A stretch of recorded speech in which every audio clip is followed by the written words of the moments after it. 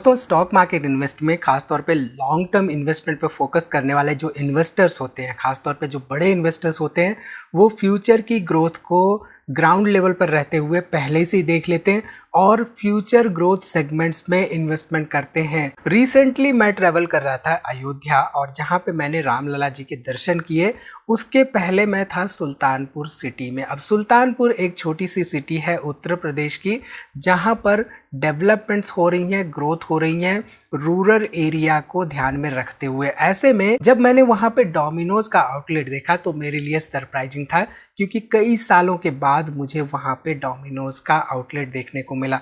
अब आप ये सोच रहे होंगे कि आप मुझे ये कहानी क्यों बता रहे हैं। आप अगर कोरिलेट करें कि डोमिनोज किस कंपनी से बिलोंग करती है, कौन सी कंपनी फ्रेंचाइजी है डोमिनोज आउटलेट्स के, तो आपको यहाँ पे कॉन्टेक्स्ट क्लियरली समझ में आएगा। कहने का मतलब ये है कि हमारा ध्यान हमारे आसपास होना चाहिए, हमारी आंखें और कान खुले रखने चाहिए हमें, ताकि हम अपने आसपास हो रहे डेवलपमेंट्स और ग्रोथ को इन्वेस्टिंग कॉन्टेक्स्ट में ले सके और अपने इन्वेस्टिंग डिसीजंस हम खुद ले सके इंडिपेंडेंटली। तो अगर हम भी अपनी आसपास नज़र बनाकर रखें, अपनी आंखें और कान खुले रखें और हो रहे डेवलपमेंट्स पर ध्यान दें, तो ऐसे सेक्टर्स और सेगमेंट्स हम भी अपने लिए सेलेक्ट करते हुए एक विनिंग पोर्टफोलियो क्रिएट कर सकते हैं स्टॉक मार्केट इन्वेस्टिंग के तहत। नमस्कार दोस्तों, मैं उमेश त्रिपाठी आपका स्वागत करता हूं स्टॉक फॉर रिटेल पर स्टॉक मार्केट से जुड़ी एक नई जानकारी के साथ। वीडियो बहुत ही ज़्यादा इंटरेस्टिंग, थोड़ा हटके और बहुत ज़्यादा इन्फॉर्मेटिव होने वाली है, क्योंकि इस वीडियो में हम एक ऐसे सेगमेंट पर फोकस करने वाले हैं जिस पर बहुत कम इन्वेस्टर्स का अभी फोकस है, लेकिन आने वाले समय के लिए उसमें ग्रोथ का स्कोप हमें देखने को मिल सकता है। अब कैसे मिल सकता है वो आपको वीडियो में आगे जानने को मिलेगा। तो वीडियो को यहाँ पे पूरा देखिए और कुछ नया सीखिए और हमारी वीडियो को लाइक करना ना भूलिएगा। देखिए, इन्वेस्टिंग करने के दो तरीके होते हैं। या तो हम फोकस कर सकते हैं अपनी खुद की एनालिसिस पे, जहाँ पे हम स्टॉक्स फिगर आउट करते हैं फ्यूचर ग्रोथ को देखते हुए, जैसे कि हमने यहाँ पे डोमिनोज का एग्जांपल लिया। या हम ऐसे इन्वेस्टमेंट इंस्ट्रूमेंट्स में इन्वेस्टमेंट करते हैं जहाँ पे हमें एनालिसिस ना करनी पड़े। फॉर एग्जांपल, हम एक्सचेंज ट्रेडेड फंड्स ऑप्ट कर सकते हैं जहाँ पे कोई सर्टेन थीम या निश में इन्वेस्टमेंट किया जा रहा होता है, या हम म्यूचुअल फंड्स ऑप्ट कर सकते हैं। आगे हम डिटेल में जानेंगे कैसे। यहाँ पे पहले हम समझ लेते हैं कि जो हमारे लार्ज कैप्स पे फोकस करती है निफ्टी 50, उसकी सूरत हाल कैसे है। देखिए, निफ्टी 50 में 26,268 से रिसेंटली गया था 23,061 तक, और ये जो गिरावट हुई थी, राइट, ये गिरावट यहाँ पे फिर एक बार दर्शाती है कि जो हमारे बेसिकली लार्ज कैप्स हैं, जो कि निफ्टी 50 के पार्ट्स हैं, वो एक तरह से साइक्लिकल नेचर दिखाते हैं हमें, यानी कि उनमें गिरावटें होती रहती हैं। अल्टीमेटली नो डाउट यहाँ पे 12-13% के आसपास लार्ज कैप्स में रिटर्न्स मिलते रहते हैं बेस्ड ऑन हिस्टोरिकल फैक्ट्स। वहीं पे अगर हम ध्यान दें निफ्टी लार्ज कैप और निफ्टी मिड कैप्स पर, तो वो हमें आमतौर पे एक साइक्लिकल नेचर के दिखाई दे रहे हैं और रूरल डिमांड में हमें एक स्टीडी ग्रोथ देखने को मिल रही है। अगर हम ध्यान दें पिछले एक डेकेड पर, तो हमारे देश में अर्बन डेवलपमेंट काफ़ी अच्छी हुई है और बहुत अच्छी ग्रोथ देखने को मिली है हमें टीयर 1 सिटीज़ की। ऐसे में पिछले 1-2 साल का अगर हम डाटा उठाकर देखें, तो फोकस शिफ्ट हो रहा है धीरे धीरे रूरल और गाँव की तरफ। We have seen the trend of money being diverted to rural areas through different schemes which are launched by the state governments, और मुझे पर्सनली ये लगता है कि आने वाले कई सालों तक ये ट्रेंड कंटिन्यू रहने वाला है। तो ऐसे में हम फोकस कर सकते हैं rural growth and development focused investing schemes पर, जहां पर एक तरफ टीयर 1 सिटीज में ग्रोथ ऑलमोस्ट एक सैचुरेशन लेवल पर हमें देखने को मिल रहा है, वहीं पे tier 2 and tier 3 cities including the rural development and growth opportunities बहुत ज्यादा है आने वाले 10 सालों के लिए। सो बेसिकली जो नेक्स्ट डेकेड है, it belongs to the rural development overall. सो यहाँ पे कहने का सीधा सीधा मतलब ये है कि हम फोकस करके चल सकते हैं आने वाले 10-15 सालों के लिए ऐसे स्टॉक्स एंड कंपनीज पर जो कि रूरल डेवलपमेंट पर फोकस कर रहे हैं, और ये ओवरऑल जो इन्वेस्टर्स हैं उनके लिए भी एक अच्छी अपॉर्चुनिटी है ओवरऑल रूरल ग्रोथ का पार्ट बनने की। देखिए, जो रूरल इंडिया है, it basically accounts for the 64% of the population but contributes significantly to the overall consumption. जो ओवरऑल रूरल मार्केट साइज है वो 2025 तक करीब करीब 16.3 लाख करोड़ तक का होने की हम एक्सपेक्टेशन कर रहे हैं।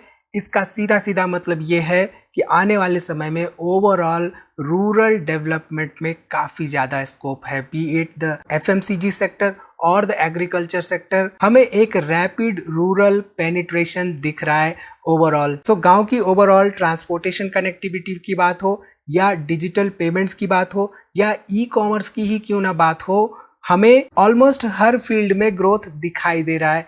इसके साथ ही साथ अगर हम बैंकिंग सेक्टर की बात करें तो over 90% banking coverage has basically empowered rural savings and investments. On the top of this agriculture sector एक ऐसा सेक्टर है जिसकी कि अभी भी पीक अटेन करना बाकी है, यानी कि अगर हम यूएस मार्केट से कंपेयर करें, यूएस से कंपेयर करें तो एग्रीकल्चर सेक्टर में अभी भी बहुत ज़्यादा ग्रोथ का स्कोप हमें देखने को मिल रहा है, खास तौर पे इंडियन कॉन्टेक्स्ट में। So agriculture sector is basically yet to attain its peak.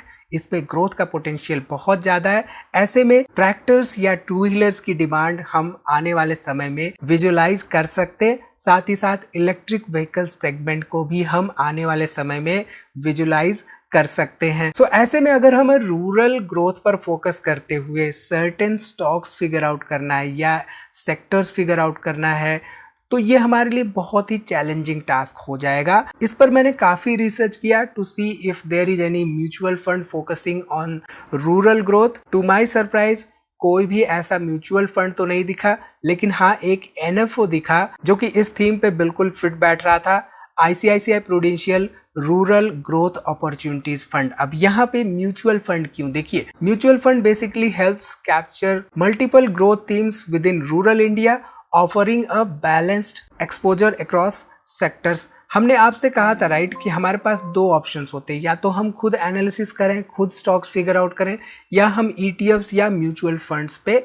जाएं जहां पे वो स्टॉक्स या सेक्टर्स फिगर आउट करते हैं। तो रूरल को अगर हमें फोकस करना है आने वाले सालों के लिए तो ऐसे में म्यूचुअल फंड हमारे लिए ऑप्शन हो सकता है, जहां पे फंड मैनेजर्स बेसिकली रिसर्च करते हैं कि कौन से सेक्टर्स में आने वाले समय में ग्रोथ का स्कोप है। तो ICICI prudential rural opportunities fund basically target करेगा ऐसे सेक्टर्स पर जो कि रूरल पर फोकस करते हो। ऐसे सेक्टर्स जैसे कि फाइनेंशियल सेक्टर या टेलीकॉम सेक्टर या इवन जैसे कि हमने देखा agriculture sector, diversified across different market caps to balance the growth potential and stability. इस फंड का फोकस है on the companies with deep rural linkages to ensure the participation in rural growth. इस तरह के जो एनएफओज होते हैं यानी कि न्यू फंड्स ऑफर्स होते हैं, ये अर्ली विंडो प्रोवाइड करते हैं इन्वेस्टर्स को to participate in the overall transforming economic themes. तो आप चाहें तो इसको चेकआउट कर सकते हैं, मैं डिटेल्स आपको डिस्क्रिप्शन में प्रोवाइड कर दूंगा। सो हमारे आसपास जो भी डेवलपमेंट्स होती रहती हैं उन पर हम अगर फोकस करते हुए चलते हैं तो हम अपने लिए एक विनिंग इन्वेस्टमेंट ऑप्शन क्रिएट कर सकते हैं। अब यहाँ पे अगर हम फोकस करते हैं आने वाले समय के लिए रूरल डेवलपमेंट पर या रूरल ग्रोथ पर, तो उनके लिए कौन सी इंडस्ट्रीज हो सकती हैं उस पर भी हमें फोकस करके चलना होगा। उसकी एक लिस्ट क्रिएट करके रखनी होगी, उसे हमें वॉच लिस्ट में रखना होगा। फॉर एग्जांपल हमने एग्रीकल्चर सेक्टर की बात की राइट। अब एग्रीकल्चर सेक्टर में भी सब प्रोडक्ट डोमेन्स कौन से हो सकते हैं उसकी हमें एक एनालिसिस करनी होगी। फॉर एग्जांपल एग्रीकल्चर सेक्टर में ट्रैक्टर्स की डिमांड बढ़ सकती है आने वाले समय में।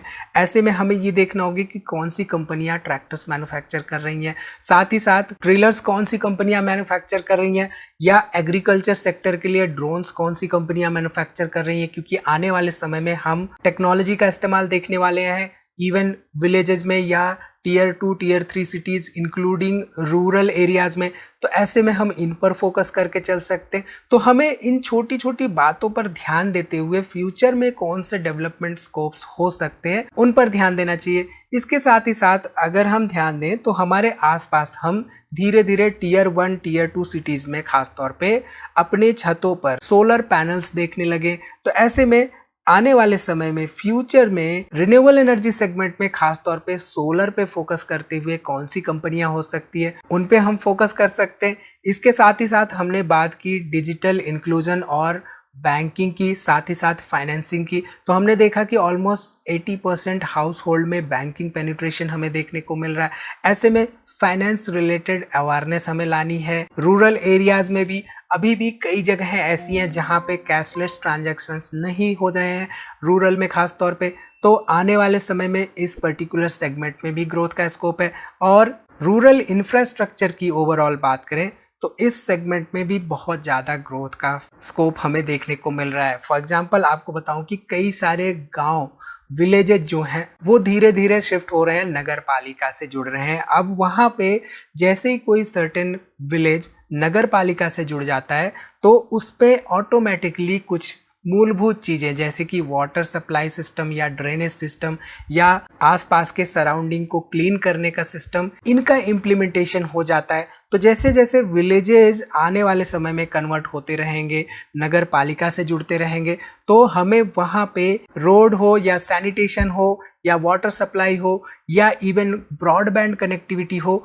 इन सभी सेक्टर्स में ग्रोथ देखने को मिलने वाला है। ठीक है, इसके साथ ही साथ अगर हम ध्यान दें तो हम ये देख रहे हैं कि एफएमसीजी और कंज्यूमर गुड्स सेगमेंट में भी एक काफ़ी अच्छा ग्रोथ का स्कोप दिख रहा है, खासतौर पर टियर 3 सिटीज़ और रूरल एरियाज में। तो ऐसे में लो कॉस्ट हाई कंजम्पशन वाले गुड्स की कंपनियों पर हम फोकस करके चल सकते हैं। इसके साथ ही साथ गवर्नमेंट के कई सारे स्कीम्स चल रहे हैं, चाहे वो एम्प्लॉयमेंट से रिलेटेड हो या एजुकेशन से रिलेटेड हो या हाउसिंग से रिलेटेड हो, ये सभी कहीं ना कहीं से बूस्ट प्रोवाइड करने वाले हैं ओवरऑल रूरल ग्रोथ को। तो ऐसे में अगर हम रूरल ग्रोथ पर फोकस करते हैं, खासतौर पे ऐसी कंपनियों पे फोकस करते हैं, ऐसे सेक्टर्स पे फोकस करते हैं जो कि ना सिर्फ टियर 2 और टियर 3 सिटीज़ में डेवलपमेंट कर रहे हैं, ग्रोथ कर रहे हैं, प्रोडक्ट्स उनके इस्तेमाल हो रहे हैं ना सिर्फ टियर 2 टियर 3 सिटीज़ में, बल्कि उनके प्रोडक्ट्स की डिमांड बढ़ रही है धीरे धीरे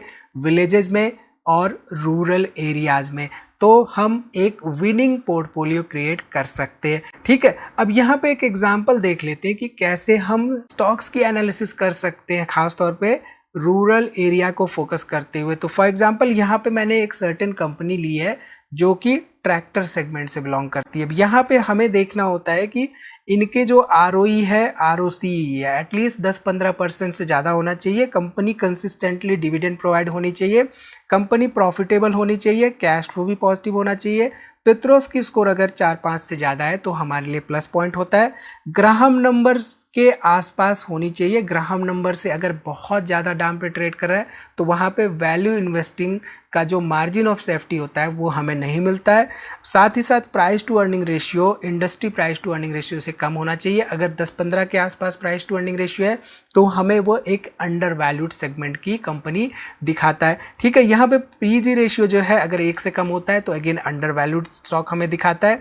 तो यहाँ पे ये जो पर्टिकुलर कंपनी है स्कॉट्स, इसके फंडामेंटल्स आप देख सकते हैं, आप समझ सकते हैं कि ये पर्टिकुलर कंपनी कैसी है। और साथ ही साथ अगर हम ध्यान दें तो ये एग्रीकल्चर सेक्टर से बिलोंग करती है। एग्रीकल्चर मशीनरिंग सेक्टर में देखें तो यहाँ पे 70% का इसका ओवरऑल बिजनेस सेगमेंट है, जहाँ पे ट्रैक्टर्स मैन्युफैक्चर करती है, इंजन्स के साथ ही साथ स्पेयर पार्ट्स भी मैन्युफैक्चर करती है। ठीक है, इसके साथ ही साथ हमें देखना होता है कि शेयर होल्डिंग पैटर्न क्या है। उनमें एटलीस्ट 40-50% से ज्यादा प्रमोटर शेयर होल्डिंग होनी चाहिए।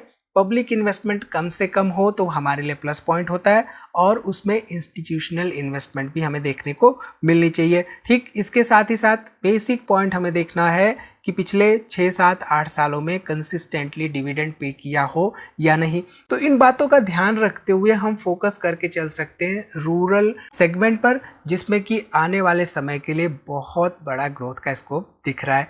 तो आई थिंक यहाँ पे क्लियरली आपको समझ में आ गया होगा कि कैसे हम अपने आसपास की चीज़ों को ध्यान में रखते हुए इन्वेस्टिंग डिसीजंस ले सकते हैं, ताकि हम लॉन्ग टर्म इन्वेस्टिंग को फोकस करते हुए एक विनिंग पोर्टफोलियो क्रिएट कर सकें। तो इस वीडियो में इतना ही दोस्तों, उम्मीद है वीडियो आपको पसंद आई होगी, इसमें दी गई जानकारी आपके काम की होगी।